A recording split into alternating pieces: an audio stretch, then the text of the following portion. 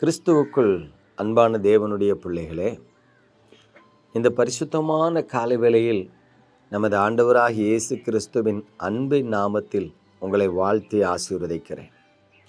பிரியமானவர்களே, கிறிஸ்தவர்கள் என்றால் எல்லா மனிதருடைய இரட்சிப்புக்காகவே ஜெபிக்க வேண்டும் என்று நினைக்கக்கூடாது. எல்லா மனிதரும் இரட்சிக்கப்படுவதற்கு தேவன் சித்தமுள்ளவராயிருக்கிறார். ஆனால் எல்லா மனிதனுக்கும் இரட்சிப்பு கிடையாது. அதையும் நீங்கள் அறிந்து கொள்ள வேண்டும். நல்லா கவனிங்க. இயேசு கிறிஸ்து தெரிந்தெடுத்த 12 சீசர்களில் ஒருவன் பிசாசாய் இருந்தான் என்று வேதம் சொல்லுகிறது. அப்படியானால் இயேசு கிறிஸ்து தெரிந்து கொண்ட 12 சீசர்களும் ரட்சிக்கப்பட்டார்களான்னா 11 சீசர்கள் ரட்சிக்கப்பட்டார்கள், ஒருவன் கைவிடப்பட்டான் என்று பார்க்கிறோம். 12 ஒன்று தள்ளப்பட்டவனாய் இருக்கிறான். ஆகவே தேவனுடைய பிள்ளைகளே, எல்லா மனிதரும் ரட்சிக்கப்பட வேண்டும் என்பது தேவனுடைய சித்தமாய் இருந்தாலும் எல்லா மனிதனுக்கும் ரட்சிப்பு கிடையாது.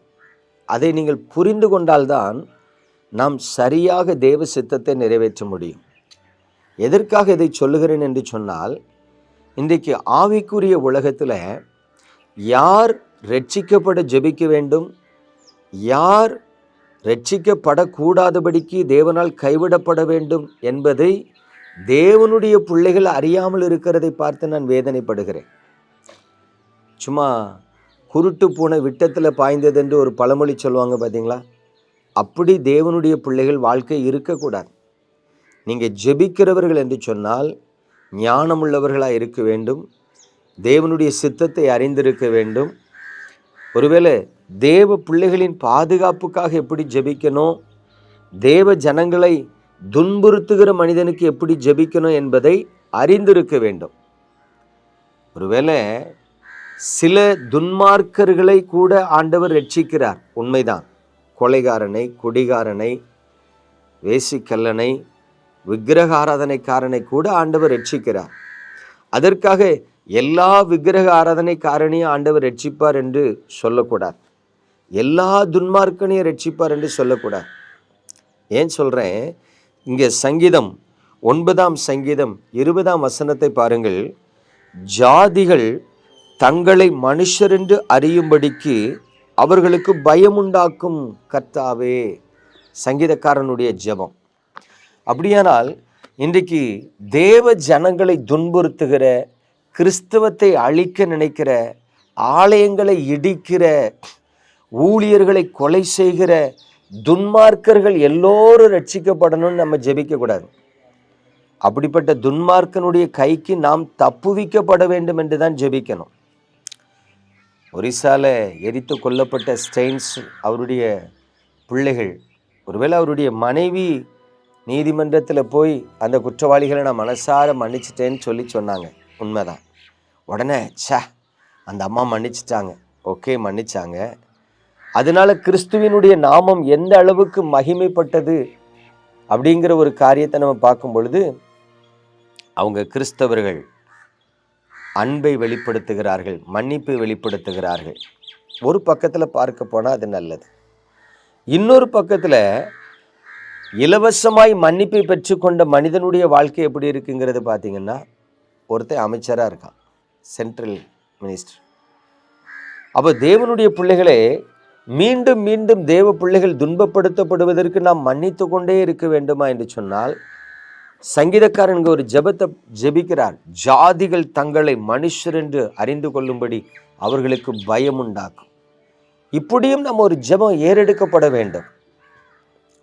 அப்படியானால் யோசித்து பாருங்க. பார்வோன் இஸ்ரவேல் ஜனங்களை துன்புறுத்துகிறான். மோசே அவனுக்கு ஆண்டவனாக தேவனால் நியமிக்கப்படுகிறார். மோசையை பார்த்தாலே பார்வோனுக்கு கலக்கம். அதே மாதிரி ஏரோது பாருங்க, பேதுருவின் நாட்களில் தேவ ஜனங்களை கொலை செய்ய வேண்டும் என்று, துன்புறுத்த வேண்டும் என்று நினைக்கிறான். ஆனால் தேவன் தமது சீசர்களை அவன் கைக்கு தப்புவித்து அதே நேரத்தில் அவனை தண்டிக்கிறார் என்று பார்க்கிறோம். சில வேளைகளில் தேவ ஜனங்களாகிய நாம் நமது ஊழியர்களின் பாதுகாப்புக்காக ஜெபிக்கும் பொழுது, நமது விசுவாசிகளின் பாதுகாப்புக்காக ஜெபிக்கும் பொழுது சத்துருக்களுக்கு தேவன் பயமுண்டாக்க வேண்டும் என்றும் நாம் ஜெபிக்க வேண்டும். இன்றைக்கு பொதுவாக கிறிஸ்தவர்கள் அப்படி ஜெபிக்கிறதே இல்லை. நல்ல கவனிங்க, ஒரு கன்னத்தை அடித்தால் மறு கன்னத்தை காட்டுன்னு இயேசு கிறிஸ்து சொன்னது உண்மைதான், இல்லைன்னு சொல்லலை. ஆனால் நம்மால் இன்றைக்கி ஒரு கன்னத்தை அடிக்கும்போது மறு கன்னத்தை காட்ட முடியுதானே? யாரும் காட்டலை. அதுக்காக காட்டக்கூடாதுங்கிறத நான் சொல்ல வரலை. தேவனுடைய பாதுகாப்பு சில நேரத்தில் சத்துருக்களுக்கு தேவன் கலக்கம் உண்டாக்குகிறார், சத்துருக்களுக்கு தேவன் பயம் உண்டாக்குகிறார். அந்த ஜெபத்தையும் நாம் செய்ய வேண்டியது அவசியமாய் இருக்கிறது என்பதை நான் உங்களுக்கு சொல்ல விரும்புகிறேன். எனக்கு அன்பான தேவனுடைய பிள்ளைகளே, ஜாதிகளுக்கு தேவன் பயத்தை உண்டு பண்ணுவார் என்று சொன்னால், ஒருவேளை அதிநிமித்தமாக கூட சில மனிதர்கள் ரட்சிக்கப்படலாம். துன்மார்க்கர்கள், துணிகரமான பாவிகள், அல்லது தேவனால் தண்டிக்கப்படலாம். ஆகவே நாம் சில வேளைகளில் நம்மை பயமுறுத்துகிற, நம்மை துன்பப்படுத்துகிற, நமது ஊழியங்களை அழிக்க நினைக்கிற அந்த துன்மார்க்கர்களுக்கு தேவன் பயமுண்டாக்க வேண்டும் என்று ஜெபத்தை ஏறெடுப்பதும் அவசியமாயிருக்கிறது. பிரியமானவர்களே, உங்கள் ஜெப வாழ்க்கையில் கர்த்தருக்கு சித்தமானால் ஜாதிகளுக்கு பயமுண்டாக்கவும் நீங்கள் ஜெபியுங்கள். அதுவும் தேவநாம மகிமைப்பட ஏதுவாயிருக்கும். நாம் ஜெபிப்போமா? எங்கள் அன்பின் பரலோக தகப்பனே, பரிசுத்தமான இந்த நல்ல காலை வேளையில் நமது பிள்ளைகளுக்கு ஒரு வேதத்தின் மகத்துவத்தை காண்பித்து சொல்லிக் கொடுக்க கிருபை தந்ததற்காய் ஸ்தோத்திரம். ஆமாண்டவரே, உம்முடைய பிள்ளைகள் எல்லோரும் ஜெபிக்கிறார்கள்.